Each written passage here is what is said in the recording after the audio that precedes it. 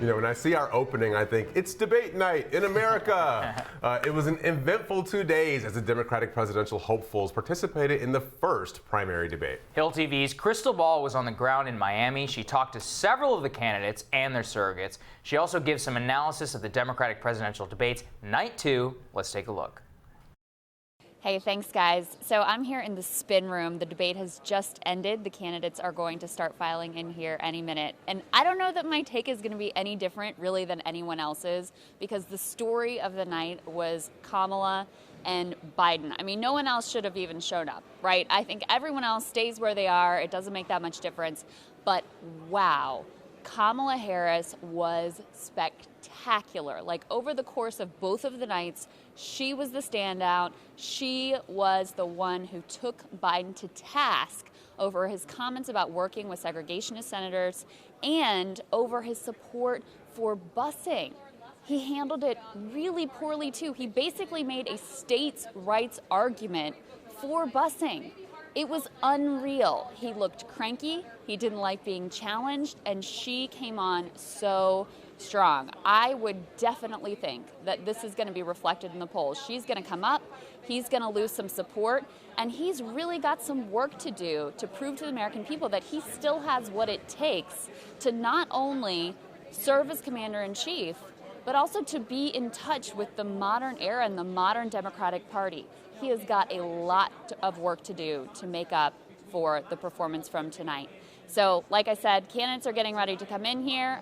We're going to have some interviews. Let's take a listen to what we get. Andrew, how do you feel?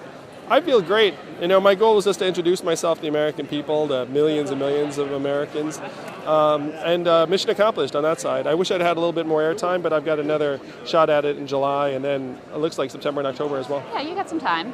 What do you wish that they would have asked you? Well, I wish that they dug into the fact that many of the issues that we were discussing, like race relations and educational outcomes, and even climate change, could be dramatically improved by putting economic resources into people's hands. Because certainly that would improve race relations, because $1,000 a month goes much further in communities that are disenfranchised and have lower levels of capital and education. And climate change, we can speed up on climate change if people actually feel like they have an assured future. Right now, 78% of Americans are living paycheck to paycheck, and so it's very hard for them to see climate change as more important than paying their bills next month. So they feel threatened by a climate change conversation, whereas they would feel more secure if they had $1,000 a month. Well, if someone can't pay their bills and you say, hey, we need to worry about climate change, they'll just look at you and say, like, that's just not where I am. Like, you know, the polar bears are lower in my priority list than my making rent next month. And so if you let them know, it's like, look, your rent next month is more or less going to be okay, then they'll start getting their heads up and they'll start thinking about how to solve the bigger problems. One thing you did get asked about was China. Explain, like, do you think China's a threat? Just kind of lay out your views there a little bit more of how you think about China. Well, you know, the unfortunate thing is, to the extent that China's a threat, it's because we're sort of making it a threat. You know, it's like at this point, there's like a lot, and you know, there are some like imbalances and bad actions for sure.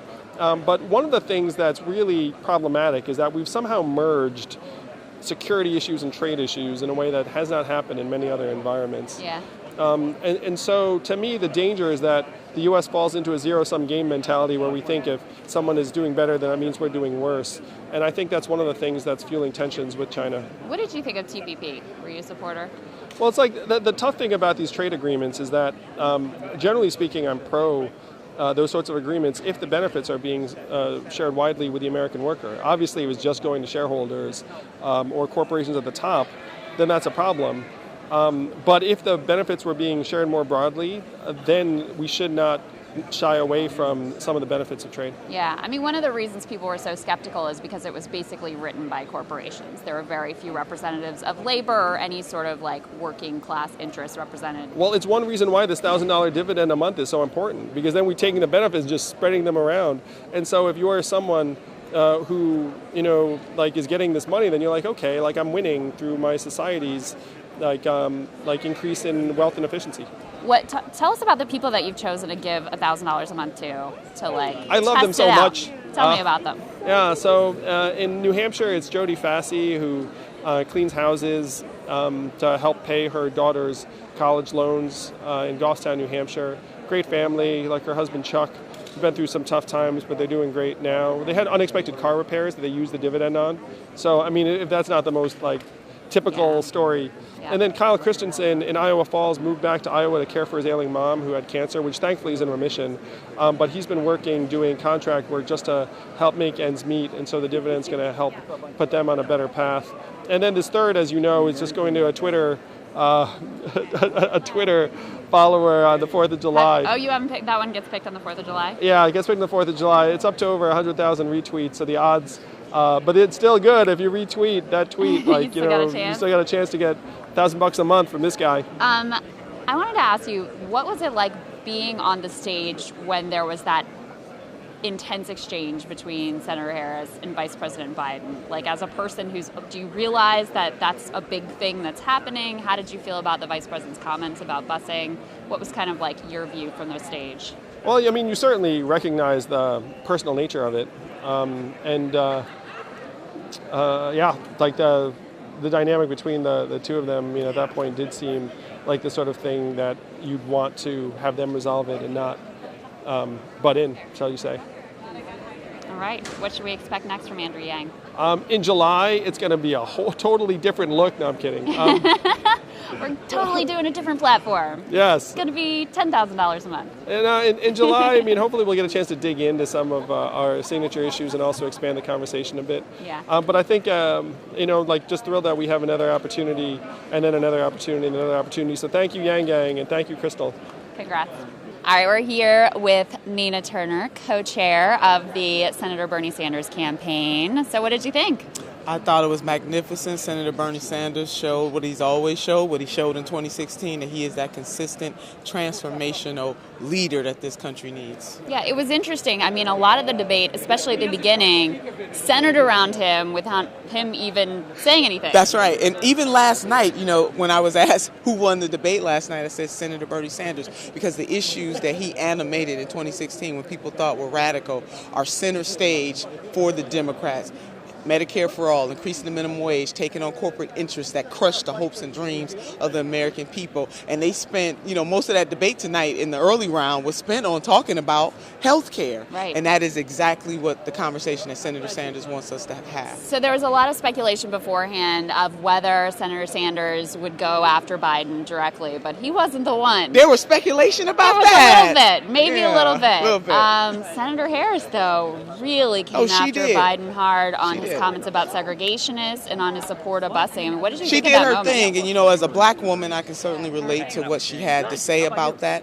It's unbelievable that this day and age that Vice President Biden believes that local governments, that local officials should have that kind of say when it comes to desegregation and racism. All of us should know the history in this country. Thank God the federal government stepped in, because had the federal government not stepped in, even though it has unfinished business, but had it not stepped in, people like me and people like Senator Harris and others, our ancestors would have still been enslaved. So I'm really insulted by that. I will say that in Senator Sanders' quality education plan, his Thurgood Marshall quality education plan, he addresses the resegregation of schools, Krystal, because we don't talk enough about that. And in places like South Carolina, right. In the South in particular, schools are being resegregated, and with the overwhelming majority of charter schools that are being unchecked, they don't have to do what is necessary to make sure that they're using the public dollars in a good way.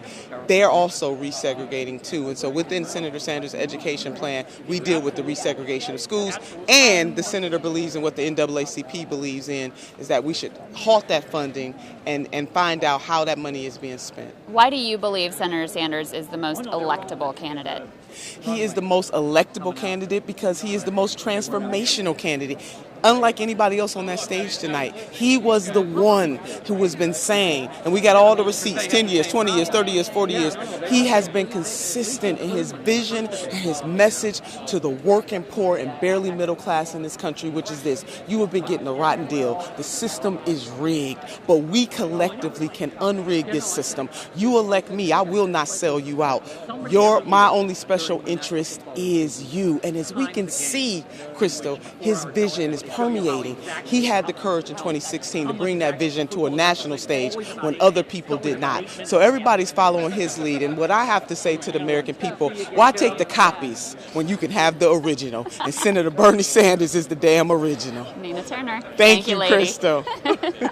Congressman, what did you think of Biden's comments on busing? I don't agree with his comments on busing. I'll tell you, though, I don't know what's worse, nostalgia for segregationist senators in the 70s or quibbling over a vote on the crime bill, which we've seen in the last few weeks. I think we need a president who is in the present and always thinking about the future. That's why I'm running for president. Do you just think he's too old? No, it's not about age. It's about a mindset and us not being able to go to past leadership to address these really, really pressing, urgent issues now. Tell us about pass the torch. Yeah. Well, pass the torch was Joe Biden's line. And he was right in 1987 when he said it's time to pass the torch to a new generation of leaders.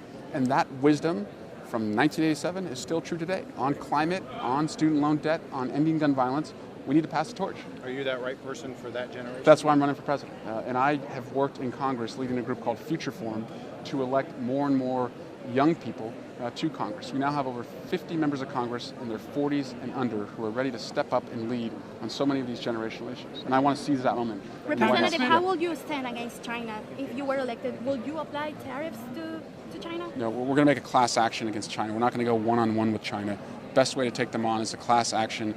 Get our allies together who are also affected, Australia, Japan, South Korea, and press the case that way. But China right now, they are beating us. They are going to a 5G network. That's what they're building. We're building a wall. They see wind as the future of energy. Our president thinks it causes cancer. Our president, believe it or not, although the Navy's asking for electric vehicles and electric vessels, he wants us to go to steam. The president's living in the past, and that's why we need a candidate who's going to take us to the future to compete with China. Congressman, you have made gun violence a big priority for your campaign. You're also one of the only candidates to specifically mention Parkland and Pulse. I'm just curious, you've had a town hall in Parkland. What is your groundwork in Florida, and what kind of presence will you have here in Florida? Yeah, we've spent a lot of time in Florida. I have a lot of family in Florida. I went through the 1992 Hurricane Andrew in Florida and saw Floridians come together, and they're coming together again after Pulse and Parkland. And I'm working with them. Brought one of the victims' fathers, Fred Guttenberg, is my guest tonight. So I'm committed to making Floridians safer, especially by my plan to ban and buy back assault weapons. We know that we were going to take some fire and a little bit of heat tonight from some other candidates on the stage. That's what happens when you're the quote-unquote proverbial frontrunner. And so our strategy for the debate this evening was to speak directly to the American people. The vice president wanted to communicate where he was on healthcare, where he was on climate change, where he was on the economy. And, from that perspective, we think we got the job done. Now, look. Let me just go ahead and jump in it for you guys. Senator Harris has a personal story and a very personal perspective, which she came at the conversation. Absolutely. And so the vice president engaged her in that conversation. And I think overall tonight was a debate of ideas, and we're proud of the vice president and what he did tonight. It was great. And the vice president still supports busing? So I just don't think that that's a fair characterization. But look, I think in general, the real question on the table here is Vice President Biden someone that voters can trust to fight for them? Someone that they can trust to be in the trenches for them when it comes to civil rights, when it comes to the LGBTQ plus community, when it comes to women? And unequivocally, the answer is yes. Look, Vice President Biden stood shoulder to shoulder with President Obama for 8 years in the White House.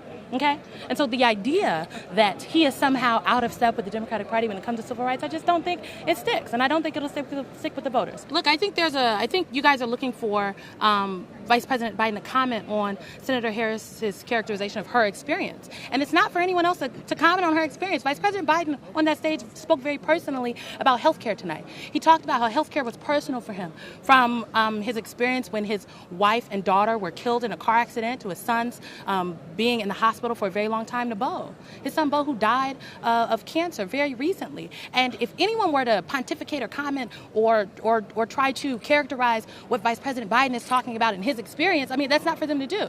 Similarly, it's not for Vice President Biden or anyone else to do about Senator Harris's experiences. Her experience was her experience. She spoke about it personally.